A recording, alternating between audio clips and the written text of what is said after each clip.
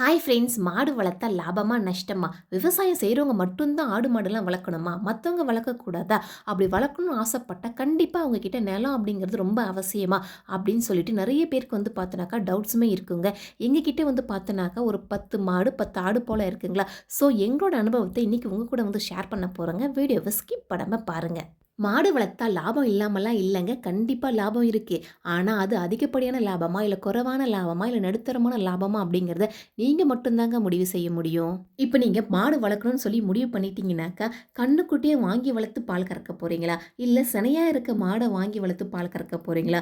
இல்ல ஆல்ரெடி கறவையில இருக்கக்கூடிய மாடு வாங்கி பால் கறக்க போறீங்களா? அப்படின்னு சொல்லி 3 விதமா இருக்குங்களே. ஸோ, இத நீங்க சூஸ் பண்றதுல தாங்க உங்களோட லாபமும் அடங்கியிருக்கு. இப்ப நீங்க கன்னுக்குட்டிய வாங்கி வளர்க்க போறோம்ன்னு சொல்லி முடிவு பண்ணிட்டீங்கன்னு வச்சுக்கோங்களேன், நீங்க பார்த்தோன்னாக்கா ஃபினான்ஷியலா ரொம்ப ஸ்டேபிளா இருக்கணும். ஏன்னா, கன்னுக்குட்டி வாங்கி நம்ம வளர்த்தோம்னாக்கா, அடுத்த 2 வருஷத்துக்கு கன்னுக்குட்டிலேருந்து எந்த ஒரு லாபமுமே உங்களுக்கு வராது. நீங்க தான் பார்த்தோன்னாக்கா, அதுக்கு செலவு செய்ற மாதிரி இருக்கும். ஸோ, நீங்க ஃபினான்ஷியலா ரொம்பவே ஸ்ட்ராங்கா இருக்கணும். நீங்க வாங்கி வளர்த்த கன்னுக்குட்டிய ஒரு 2 வருஷம் கழிச்சு பால் கறந்து லாபம் பார்த்தாலும் சரி, இல்ல என்னால கன்டின்யூ பண்ண முடியலன்னு சொல்லி நீங்க சென மேல வித்தாலும் சரி, உங்களுக்கு அந்த இடத்துல லாபம் நல்லாவே தெரியும். இதுவே 1 கன்னுக்குட்டி, 2 கன்னுக்குட்டிக்கு பதில் நீங்க மொத்தமா ஒரு 10 கன்னுக்குட்டி, 15 கன்னுக்குட்டி போல வாங்கி வளர்த்தீங்கன்னு வச்சுக்கோங்களேன், கண்டிப்பா உங்களுக்கு 2 வருஷம் கழிச்சு லாபம் சூப்பராவே தெரியுங்க. அடுத்ததா, இப்ப நீங்க சென மேல இருக்கக்கூடிய மாட வாங்கணும்னு சொல்லி முடிவு பண்ணிட்டீங்கன்னா, உங்களுக்காக அந்த இடத்துல ஒரு ரிஸ்க்குமே வெயிட் பண்ணிட்டு இருக்குங்க. என்ன அப்டின்னாக்கா, நீங்க வாங்குனதுக்கு அப்புறம் தான் அந்த மாடு வந்து பார்த்தோன்னா, கண்ணு போட்டு கறவையில வந்து இருக்கும். ஸோ, நீங்க எதிர்பார்த்த மாரி அது கறந்துச்சுன்னா ஓகே. சப்போஸ் எதிர்பார்த்த மாரி கறக்கல அப்டின்னா, உங்களுக்கு அந்த இடத்துல ஃபினான்ஷியலா பார்த்தோன்னாக்கா, ஒரு அடி விழுற மாதிரி இருக்குங்க.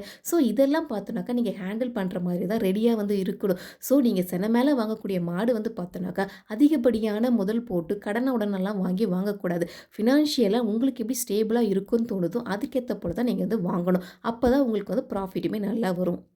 அடுத்ததா, இப்ப நீங்க ஆல்ரெடி கறவையில இருக்கக்கூடிய மாடு தான் வாங்க போறேன் அப்படின்னு சொல்லி முடிவு பண்ணிட்டீங்க அப்படின்னாக்கா, நீங்க போயிட்டு சந்தையிலலாம் வாங்கவே வாங்காதீங்கங்க. டைரக்ட்டா பார்த்து விற்பனையாளர்கிட்டயே வாங்குங்க. அதுவும் பார்த்தோன்னு வச்சுக்கோங்களேன், ஒரு 3 நாள் போல தொடர்ந்து காலையில, சாயந்தரம் பார்த்து நல்லா கறந்து பார்த்து வாங்குங்க.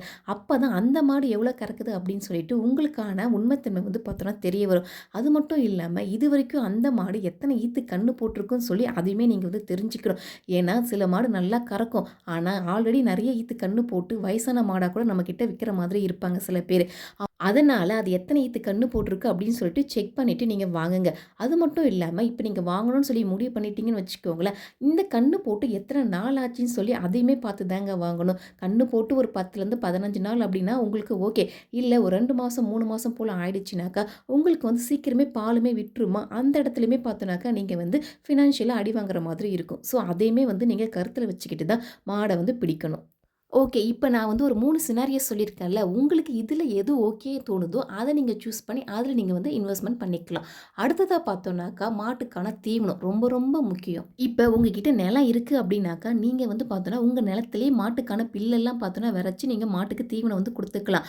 இல்ல நிலம் அப்டிங்கிறது இல்ல அப்டின்னாக்கா, நீங்க வெளிய இருந்து வாங்குற மாரி தான் இருக்கும். அந்த இடத்துல உங்களுக்கு செலவு வந்து பார்த்தோன்னா அதிகமா இருக்கும். அது மட்டும் இல்லாம இந்த மழை நாள்லாம் வந்துச்சுன்னா, மாட்டுக்கான தீவனம் ரொம்ப கஷ்டமா இருக்கும். அந்த டைம்ல தீவனோட விலைவாசிலாம் ரொம்ப அதிகமா இருக்கிற மாரி இருக்கும். அப்போ போய் நீங்க வாங்கினீங்கன்னா, உங்களுக்கு ரொம்பவே பார்த்தோனாக்கா நஷ்டம் மாரி தான் தெரியும். ஸோ, எப்ப வந்து பார்த்தோம்னா, ரொம்ப சீப்பா வந்து தீவன விலைலாம் கிடைக்குதோ, அப்பயே வாங்கி நீங்க ஸ்டாக் வச்சுக்கணுங்க. அதுதான் பார்த்தோனாக்கா ரொம்ப பெஸ்ட் ஆப்ஷன். அடுத்ததா ஆடு, மாடுகள் கண்டிப்பா கொட்டா வந்து பார்த்தோம்னா, ரொம்ப அத்தியாவசியமான ஒண்ணுங்க. ஏன்னா, மழை நாள், பனி நாள்னு சொல்லி மாறி மாறி வருமா, அந்த டைம்ல ஆடு, மாடுக்கு நோய் தாக்குதல்லாம் ஏற்படும். ஸோ, அதுக்காக நம்ம கொட்டான்றது ரொம்ப அவசியமா போட்டு வச்சிருக்கணும். அது மட்டும் இல்லாம, நீங்க ஆடோ, மாடோ, கோழியோ எது வளர்த்தாலும் சரி, அத பத்தின ஒரு பேசிக் இன்ஃபர்மேஷன் நீங்க வந்து தெரிஞ்சு வச்சுக்கணும். ஒரு ஃபர்ஸ்ட் எய்ட் கிட்டுமே உங்ககிட்ட வந்து வச்சுக்கணும். எப்ப நோய் வரும், என்ன வரும் அப்படிங்கிறது நமக்கு தெரியவே தெரியாது. ஸோ, எல்லாத்துக்குமே வந்து பார்த்தோன்னா, நீங்க நல்ல ப்ரிப்பரா இருக்கணுங்க. ஸோ, இதோட நான் இந்த வீடியோவ முடிச்சுக்கிறேன். சீக்கிரமே பார்த்தோனாக்கா, நான் வேற ஒரு வீடியோல இன்னும் டீட்டெயிலா எக்ஸ்பிளைன் பண்றேன். ஓகே ஃப்ரெண்ட்ஸ், உங்களுக்கு இந்த வீடியோ புடிச்சிருந்துச்சு அப்படின்னாக்கா, மறக்காம நம்ம வீடியோக்கு லைக் பண்ணுங்க, கமெண்ட் பண்ணுங்க, ஷேர் பண்ணுங்க அண்ட் சப்ஸ்கிரைப் பண்ணுங்க. Thank you.